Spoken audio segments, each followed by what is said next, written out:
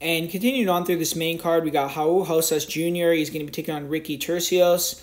And when you're looking at Raul Rosas Jr., obviously 19 years old at this point and still the youngest fighter in the UFC, still someone that's has name recognition because of that and is looking to get built up. And the UFC is giving him another kind of harmless type of guy here, where his last fight they gave him a free win with Terrence Mitchell. I mean, to me, that was one of the worst fighters in the UFC. Rosas went out there and took him out early in the first round, so Raul Rosas looked really good in that fight.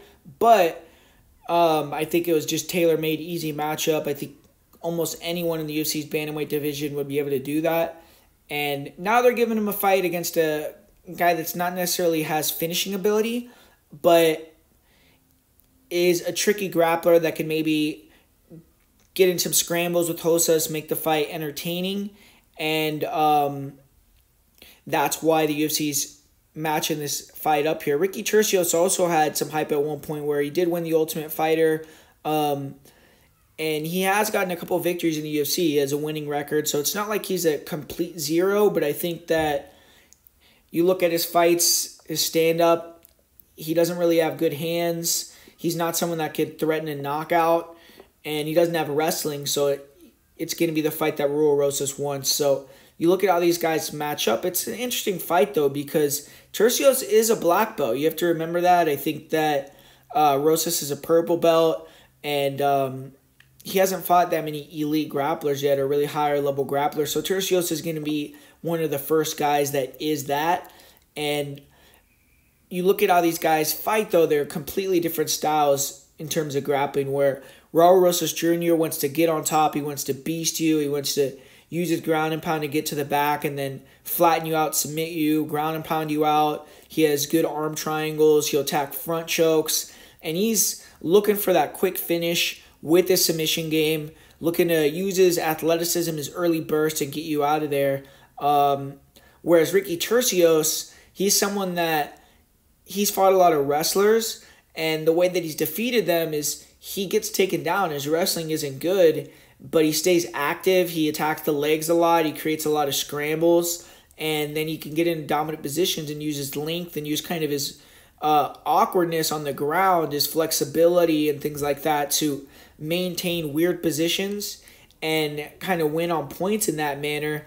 And then on the feet, he throws a lot of volume, even though he has very poor accuracy. He really only looks for the left hook or the jab, and then throws a lot of kicks that I feel he's not even necessarily trying to land. But if Rosas gets tired trying to get the finish early, Turcios definitely could come back and do well in this fight, create scrambles, get on top, maybe defend a couple of takedowns once Rosas really gets tired, and can get the victory that way. But I'm leaning a little bit more towards Rosas Jr. I just feel like he's had to have learned from that fight that he had where he went the distance and got tired. I think that he's going to pace himself a little bit better here, especially with knowing Turcios' style, his acumen on the ground. And Ricky Turcios, he's been able to beat a lot of good wrestlers. Like he beat Ludwig Sholinian, he beat Dan Argueta, he beat Brady Heiston.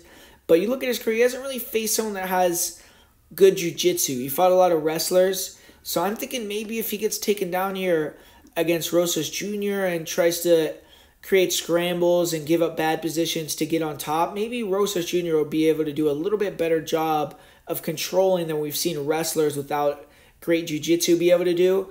And maybe Rosas can get a submission. I mean, Turcios will put himself in front choke danger, and I feel like he has faith in his submission and scrambling game that he will let himself get into bad positions to try to use that to get on top. And maybe against Rosas that could be his downfall, and it could lead to him getting finished.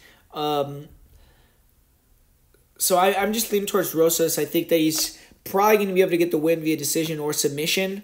But I think Turcios is a live underdog in this spot just because he has cardio. And if he can create scrambles, get Rosas tired early, then he has a path to win down the stretch. But I'm going to go with Raul Rosas Jr. to get the win.